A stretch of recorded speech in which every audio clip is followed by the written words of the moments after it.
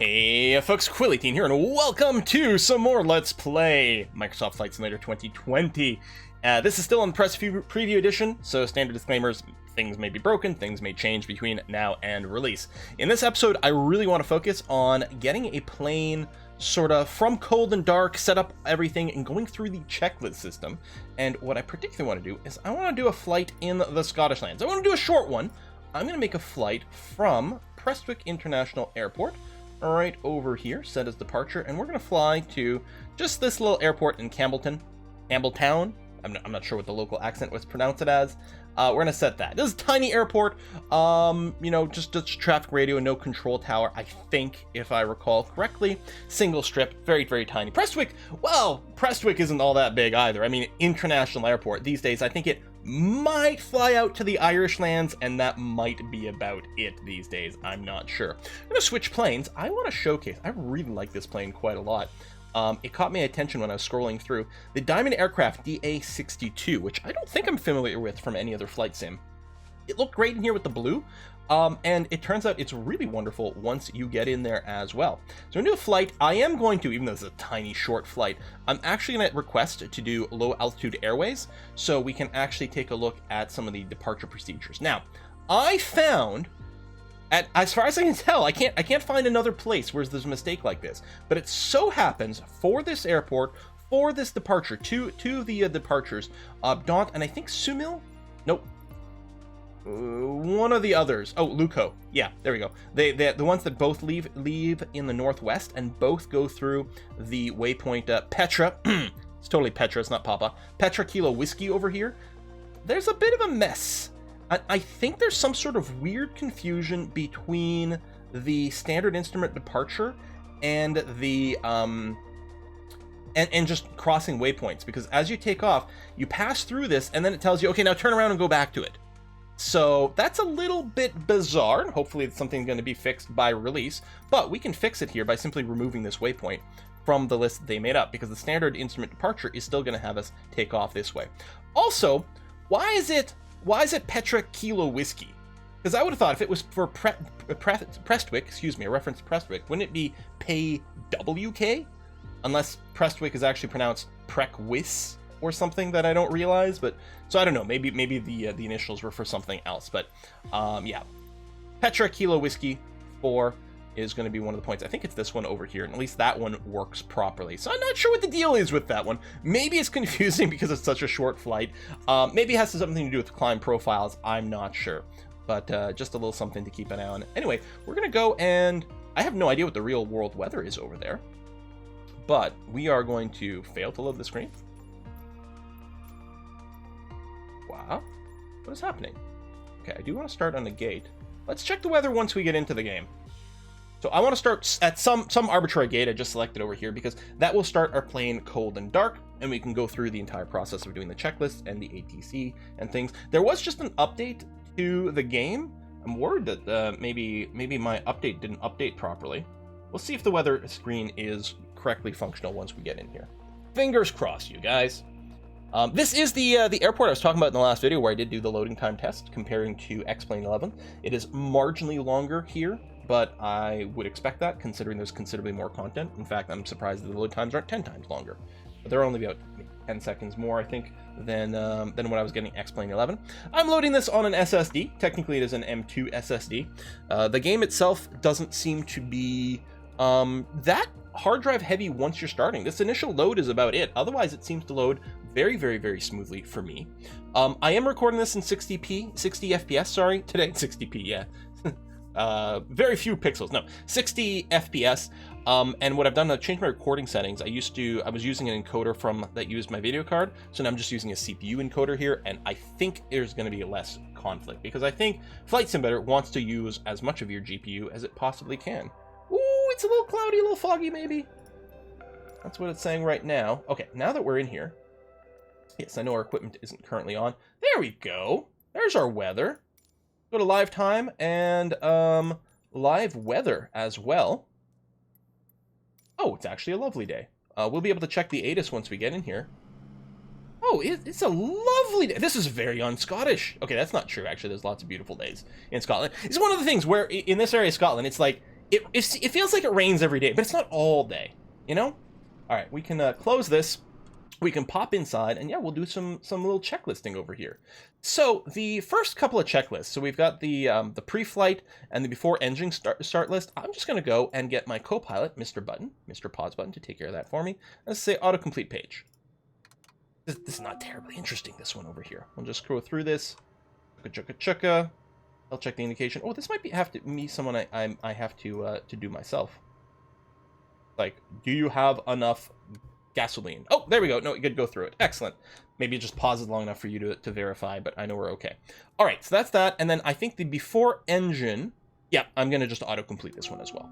Not terribly interesting, but now starting engine. Okay. So everything's booting up. I'm going to go to evaluation mode. Strobe lights, ACL. Strobe lights, ACL. All right, where are... So it zoomed me over here, but I was going to say that's not where the lights are. We do get the little indicator. You can see the little sort of eyeball over here pointing us there. So again, I think we saw this in the last video. Some of the camera positions for this are slightly off. Probably get tuned. Strobe lights on. Engine master. This plane here. I mean, first of all, gorgeous plane, isn't it? Absolutely lovely. Let's shrink this down. I thought it was really cool. I thought it was great from the thumbnail. And when we got in here, I'm like, yes, I love it. I love the blue. I don't need a livery for this. And inside, it looks pretty nice. I should actually, we'll have to wait until the checklist is over, because right now it sort of restricts my camera. I'll show you the back of this. Oh, I can do it. Hold on. If I reset my camera this way, there we go.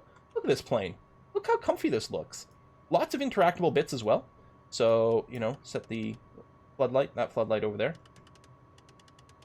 And I can flick on my own little reading lights over here. Lots of interactivity in the cockpit, which is really nice to see.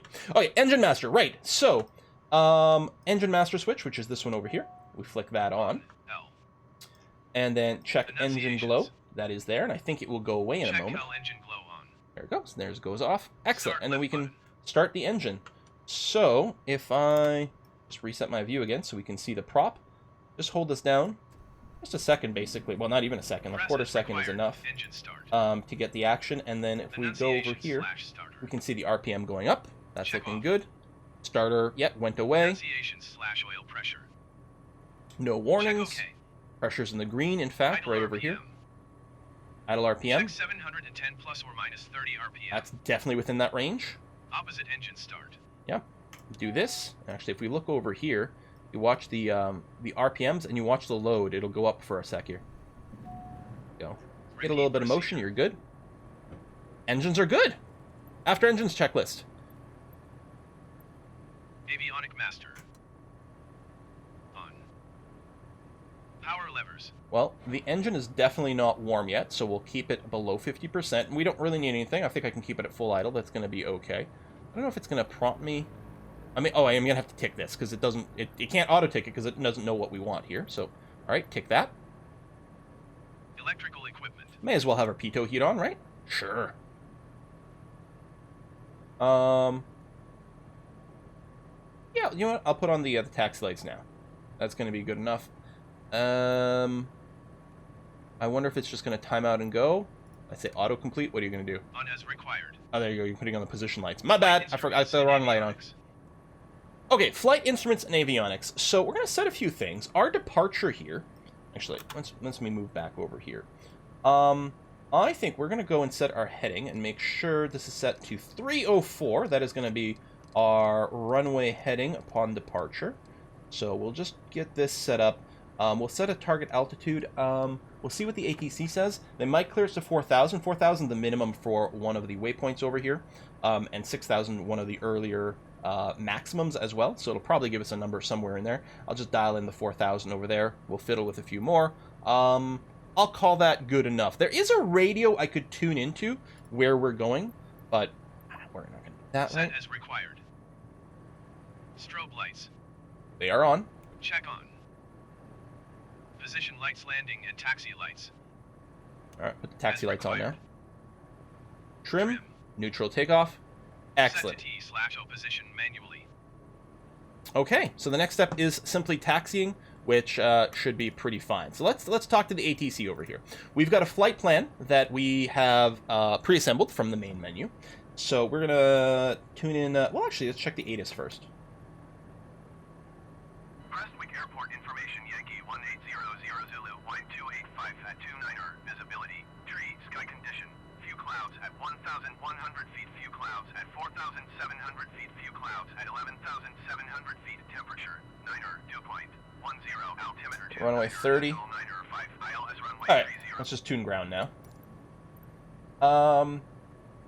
Should we... I guess we'll request IFR clearance. That sounds fine. Prestwick Tower Diamond Alpha Sierra. I mean, really, this could just be a VFR flight. Copy IFR clearance to Echo Golf Echo Charlie. Let's mix it up. Diamond Alpha Sierra X-Ray Golf Sierra is cleared to Echo Golf Echo Charlie Airport. 14,000 feet? Runway 30 climb and maintain 14,000 Is that flight going to be long enough for that? 19er decimal 875 squawk 0365. Diamond Alpha Sierra X-Ray Golf Sierra cleared to Echo Golf Echo Charlie Airport as Wow. takeoff runway 30 climb and All right. maintain 14,000 Oh, yeah. feet. Departure References. 19er decimal 875 squawk 0365. 0365. X-Ray Golf Sierra read back correct. Contact ground on 118 decimal 15. All right. Oh, we're already on ground, so that's okay. Prestwick ground Diamond Alpha Sierra X-Ray Golf Sierra with Zulu ready to taxi IFR. Diamond Alpha Sierra X-Ray Golf Sierra taxi to and hold short of runway 30 via taxiway Alpha cross runway 21. Contact tower on 118 decimal 15 when ready. Okay, acknowledge taxi clearance. Taxi to and hold short runway 30 via taxiway Alpha cross runway 21 Diamond X-Ray We're actually Golf going to Sierra. be driving along runway 21, I think, for a sec. All right, there's our taxi, so we're good to go. I just plugged in... Oh, we can put the flight director on. Or I guess it was already on. Did that reset all my stuff? Okay, no, that's there, and that's there. Nav mode, why are you not... Oh, VOR, hold on. CDI should be set to our GPS. There we go. Okay, so once we take off, we'll have our little indicator to guide us to follow our little waypoints and give us a bit of an idea of what we need to do to climb fairly aggressively here. And that's going to be okay. Altimeter, all good. I think we're basically good to go. We can hide that. Let's bring up our checklist. So our taxi checklist will be to release the parking brake. We can go into evaluation mode, I guess. You know what? Let's do it. Parking brake, right over here. Do that. I'm going to hold Release. the toe brake. Brakes. Test on. Test on moving off. Yep. Flight instrumentation and avionics. Looking good. Check for correct indications. Fuel pump LH/RH. Check off. Pumps are off, yes. Fuel selector. Wants us to move it to crossfeed. Now, the other thing, there's not a checklist for it, but I'm going to close the guards here. Wants us to move it to crossfeed. Crossfeed LH/RH. Confirm that it's working. Fuel selector. And then back on. On LH/RH. Left hand, right hand. All right, so those are taxi checklists. And then after that, it's going to be before takeoff. So I think we'll pop outside and we'll taxi. And I don't think I'm going to request a pushback into that van. I think I'm just going to go forward. There's no collision stuff on the ground. Gonna be fine. Oh, the van's moving. You know what? I'm still going to be lazy. I'm just going to go forward. Don't tell anyone. Certainly, don't tell these people's spouse why they're going to get chopped into ground beef over here. Pay no attention. Everything's fine. Okay. Lots of planes, lots of cars. Now, this is not a handcrafted airport at all. But I like how there's a lot of ground stuff going on. And I'm hoping the recording is a little smoother here. I'm just checking the stats on my computer. Using a lot of my CPU here for the gameplay and the recording. But I think it's looking a little bit better to me. So hopefully it'll be a little less choppy than previous videos. Again, the game runs butter smooth. But my recordings were certainly not looking like it. So we got a little bit of a hike, but about a half mile to get to our takeoff position over here. So let's talk about where we are. So this is Prestwick Airport. This is in Scotland, on the west coast of Scotland. And specifically, it's just basically outside of Ayr, which is a town in Scotland that I absolutely love. About 8 or 9 years ago, my wife did a semester of college in Ayr as part of an exchange program, and we completely fell in love with the town. And we've been going back ever since. Like, basically every year we make sure to go. We've got friends there still that we love to see. So this is not an active runway. This is runway 21. It still feels a little weird. Also feels like maybe should it have drove us right across here instead of, okay, now drive along the the runway for like a tiny little scooch and then immediately steer off as well. It feels to me like what might be more correct there is to drive across. And I'm sure there's going to be, well, it's not going to be an airport that's sort of handcrafted. It is probably an airport that needs another pass with a little bit of manual editing to fix up some of these taxiways. It just didn't get linked up or registered correctly, you know, because a lot of these, I mean, the imagery is satellite based, but the actual positioning of things, I know I'm kind of in a corner here. You're not a cop, are you? But the taxiways and things, a lot of it comes from just official airport data, and it might just be that the data for this airport is a little bit off. Apparently, I'm pretty good about finding... Whoa, stop! Come on, turn. Apparently, I'm pretty good at finding these edge cases where things are a little bit wonky. Like, you know, when I was flying around in New York or Paris or anywhere like that, everything looks pretty darn good, but that's probably airports that have been sort of tested a little bit more, right? And I'm picking these in the middle of nowhere, nothing airports, and just confusing people. Look how much detail is over here. Admittedly, again, I have everything set to ultra, but I like to crank everything in X-Plane as well, and it's nowhere near as much stuff going on as in this game. And again, performance-wise, I found X-Plane never ran as well as this does for me. So we're just getting just a straight shot now to the end over here. They speed up a little bit more. Maybe we'll violate a few speed limits here. I think we're supposed to keep it below 30 knots on the taxiways, and 40 maybe if you're taxiing along a runway. I think maybe. Oh, we're still not going that fast. Oh, geez, okay. Give her a little bit more beans. I mean, it's airspeed as opposed to ground speed. There we go. Speed meters definitely alive here. All right, I'm just going to throttle back and coast to the end, because we'll still have to probably brake pretty heavy to make that corner down there. Now, the instructions were to taxi to the runway and hold short. Now, one of the things I noticed, there's not that sort of stripy yellow kind of stopping thing at the end. There's one here, but I guess it's because it's another runway over here. Because I'm going to turn left and hold short the runway, but there's not one of these, like, this is your braking point kind of indicators.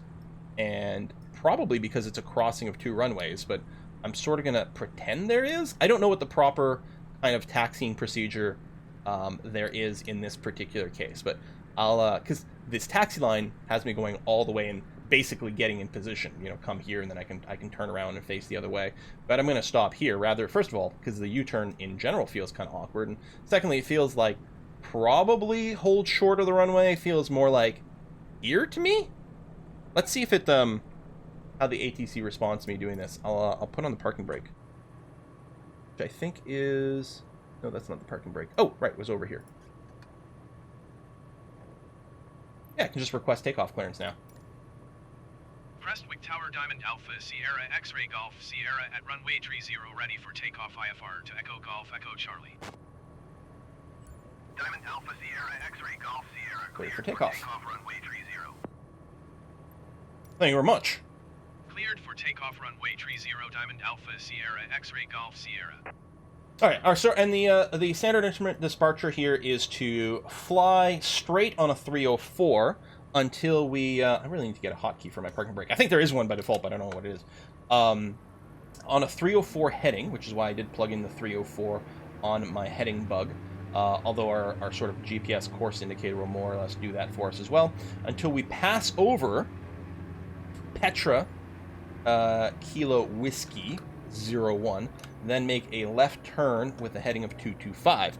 Now, that should be what our purple line is the whole way, so as long as we're on that, we should be okay, but we can double check and sanity check as we go through a few things. We'll put the landing lights on, we'll take the taxi lights off. I'm probably good to go. Let's take a quick little second here and double check our checklists. So before takeoff, parking brake well set, but trim's good. Fuel selector's on. Directional trim over here is zeroed out. Flaps, hey, good thing we're doing the checkbox. Let's flaps to takeoff position. Looking good. Flight controls. Okay, actually, let me parking brake. After all, flight controls. Everything feels free and clear to me. Of course, I could, go through the checklist, but I'm going through it this way anyway, and we can release. And what's great for normal takeoff, we can check, hey, what's my weight over here with what I've got going on? So, oops, hold the brake. We're at 4,000 pounds, so, yeah. So above, okay, so we're below 44,000 pounds. Yeah, because this is my total weight over here, not the 5,000. Yeah, so we're below here, so we can see and check. Okay, rotate at 76, initial climbs at 83. I think I was reading the spec sheet for this. I think our best rate of climb is at 95 knots, so we might target something vaguely like that. The transponder is on in altitude mode. Power levels just go to max, and we're going to be good to go. All right, we'll hide this. We'll hide this. Move my setup around so my joystick's in a better position. Oh, it does seem like there's a little haze, or it might just be the sun on the windshield here.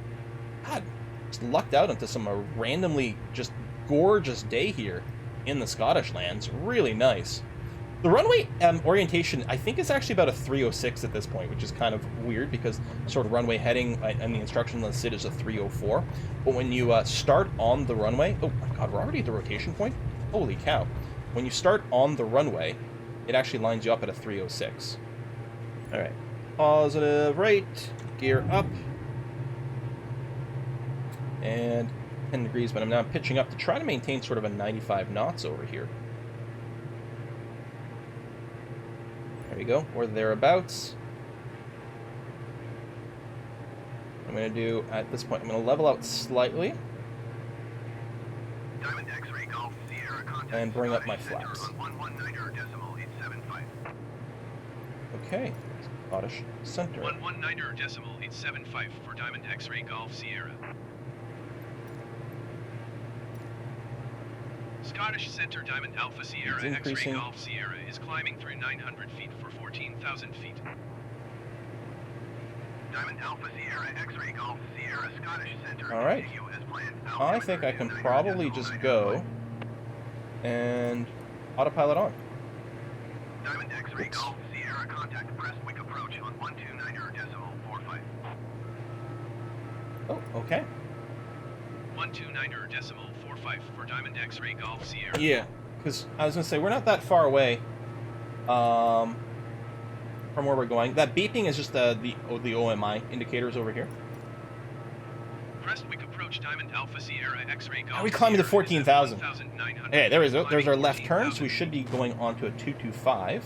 Diamond Alpha And move our Sierra heading X-ray bug, Golf Sierra in case we need a Prestwick reference approach. point. Continue as planned. Altimeter 29.995. Oh, maybe not quite on a 225 yet. Okay, continue as planned. 2995 for this, which is good. We're doing a takeoff at 5. Oh, we're not quite at the corner yet. That's okay. That is fine. But we're looking good there. If we open up our map, we can see where we're heading. We're doing kind of an S-turn to over here. Then we're going to take a right onto Dauntless. So this is probably our 225 once we get to this point. Right at, well, I keep calling it Dauntless because, I don't know, whatever. Daunting! One of those. And then just a short little thing over the Campbelltown Airport right over there. Yeah, it's really close. This climb to 14,000. I'm going to see. The thing is, we are actually climbing just fine. I don't know if it makes as much sense to climb this high. I think our power levels are actually supposed to be at about 95% here. Now, what I noticed is our engine load over here goes in tens. So if I pull back on the throttle, see it goes to just 90.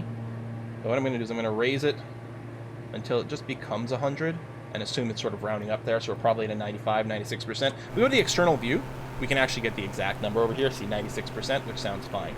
Nice little corner. Let's take a look outside. There is, oh my God, it's so gorgeous. I should have given you guys a tour of air before we took off. Well, that would have meant really flying VFR. Let me bring down the volumes here. Really flying VFR instead of IFR if I was just derping around over there. But it's not like I follow the rules anyway, so who cares? Oh, it's such a lovely town. We'll save it for next time. It's going to be great. I still have to do a flight with the icon as well. The water looks beautiful. The clouds look beautiful. There's the moon up over there, too. You can see. Look at this distance. I mean, I've flown into Scotland a lot, and that's pretty... Not on my own plane. As a passenger on a large airliner, I have flown into Scotland a lot. It's like, yep, that looks about right. Right over here, we're going to be passing by. This is the Isle of Arran.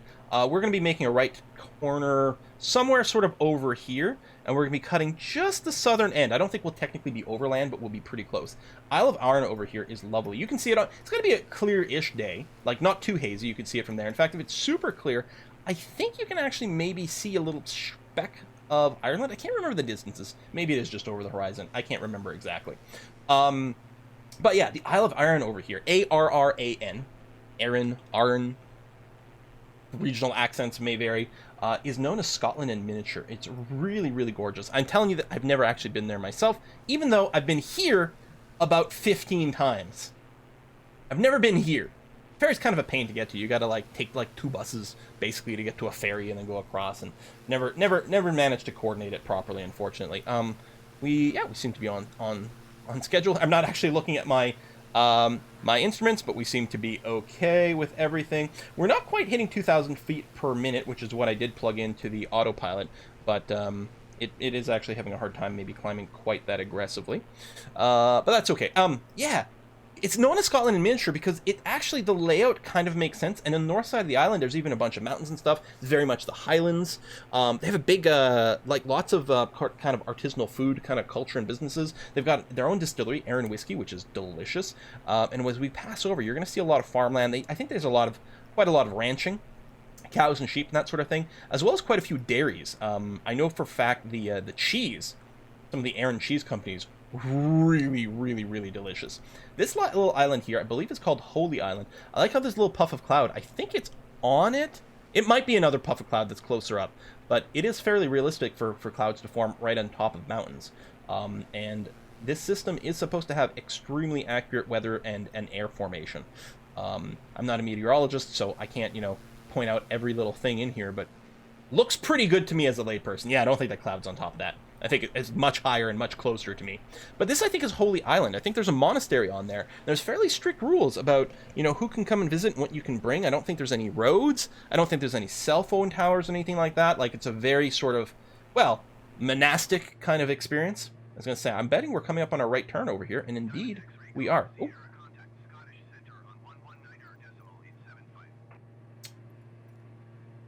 119.875 for Diamond X-Ray Golf Yeah. Sierra. Lots of radio changes. Back to Scottish Center. Scottish Center Diamond Alpha Sierra X-Ray Golf Sierra is at 9,300 feet, climbing 14,000 feet. Diamond Alpha Sierra X-Ray Golf Sierra Scottish Center continue to Altimeter change ever so slightly. There you go. Thank you very much for that.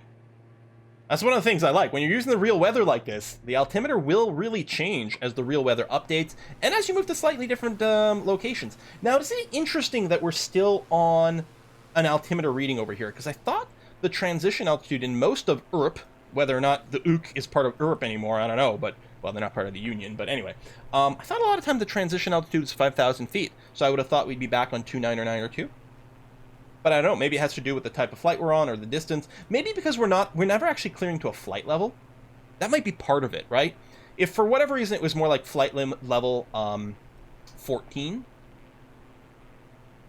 or 140, whichever. Anyway, I think the flight levels are based on standard altitude, but because we're getting an actual altitude, not a flight level, I think it does have to use the ground. That probably makes sense. It probably has to do with the scope of things. So once again, we're flying into the sun. Just so happens I tend to record these a little later. Actually, I'm recording this, 2:30 in the afternoon where I am, but in the Scottish lands, because of the time difference, it is definitely closer to evening. This sun should not be as blinding as our last landing, though, so at least we've got that going on. We're about to reach our cruising altitude. What I'm going to do is I'm going to go ahead and give us oops, that's not the button, 2 ticks of time acceleration. There you go. See that going quite a lot faster. Our autopilot should level us out at 14,000. What'll happen, it'll go from a vertical speed mode to just altitude hold mode, probably with about 500 feet left or so. There it goes. Altitude hold mode is on. A little bit jerky because we are doing the time acceleration. So like the autopilot's like, oh my god, everything's happening so quick. We're good. Speed's going to climb now, which is excellent. You know what? I'm going to go to full throttle. Despite the fact that I'm supposed to be flying at about 95% throttle, just to maintain the engine. Turns out, I don't have to pay for this engine, and I'm not too concerned about that. Although we are redlining the thing. We did have an engine failure, well, a little bit. We stalled the engine last time we were out. Alright, I'll pull back a bit. I can time accelerations more if I want to. But look how gorgeous Erin is. Oh, it's so pretty. Just a couple little towns sort of all over. They also, somewhere here in the southwest corner, they've got, they have a henge, I think. They have some sort of rock structure. I think it's a henge. Somewhere in the southwest side of Erin. I really have to get around to visiting this. Oh my god, it's so beautiful. So gorgeous. Like, and I'm happy the outside view is so functional with these meters. These things can be customized. By the way, I haven't really shown this off. There's this whole, like, camera pull-up over here. Even the showcase mode, which, I don't know how you turn on the rotation. I think there's a button I actually have to enable to set this so that the drone, like, maybe rotates around me. There's a bunch of hotkeys to control it as well. I mean, there's also all the fixed camera stuff. And these things can all be redefined. Just really, really, really nicely done. But I like this normal external view. Well, I guess we're not going to see a lot more terrain. Where did all these clouds come from? Goodbye, Erin. Remember, I think on quad speed right now. I've given it 2 ticks of the sim rate change. Again, as far as I can tell, there's no visual indicator as to what speed you're on, so I sort of have to remember how many clicks I put into the sim rate, so I know how to get back to normal. We're leaving that well behind. Now, how much more time do we have? We should have an estimated time over here. 1 minute to the airport.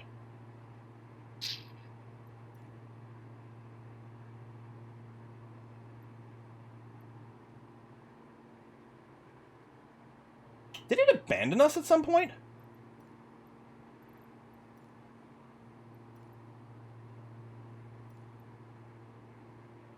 Well, we're gonna overshoot. Let's come back around. No, we probably should be 29.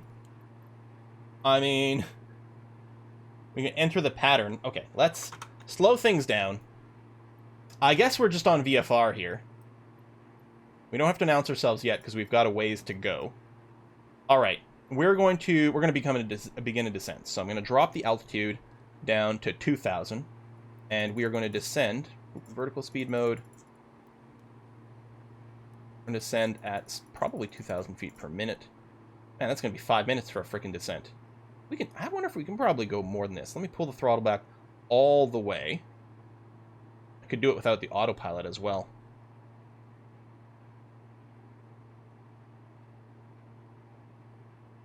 We want to make sure we don't overspeed, but right now we're all right. And then what I'm going to do is I'm going to set the heading bug to inverse us over here. Yeah. So we'll just have to manage our own descent. A little weird that there wasn't... I mean, unless I missed it. You know, contact various people. Almost kind of like a flight following as opposed to anything else. I think things got pretty confused because of how far away we were. You're not responding to my clicks. Nothing... Hang on, let me tab out. Tab back in. Okay. No. None of the UI is interacting with me.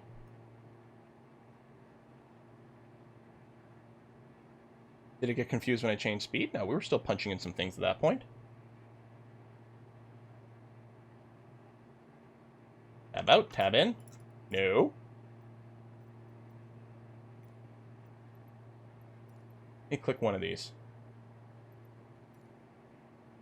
Echo Golf, Echo Charlie, Traffic Diamond Alpha, Sierra X-Ray Golf, Sierra Huh. miles west 10,900 feet inbound to land. Oh, hang on. I also can't zoom with the mouse wheel. Let me reset my camera.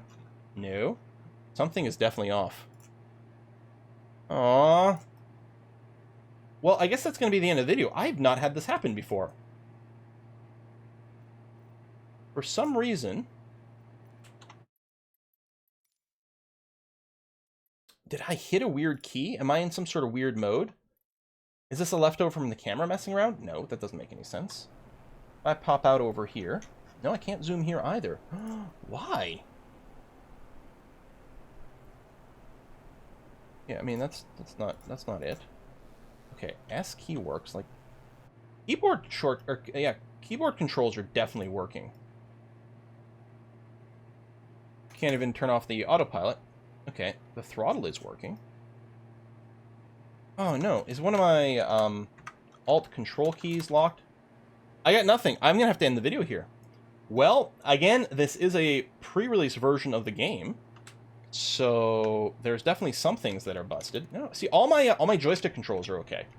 It's just not eating any of my mouse clicks. It's just the mouse that's effectively disconnected.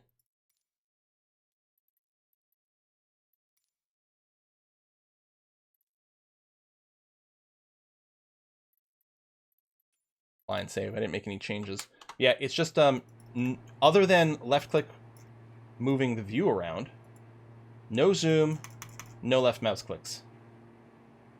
Well, I'm really sorry to end here. You guys can't see me do another crappy landing. We'll be back with some more content that hopefully isn't so buggy next time. See you then, folks. Bye-bye.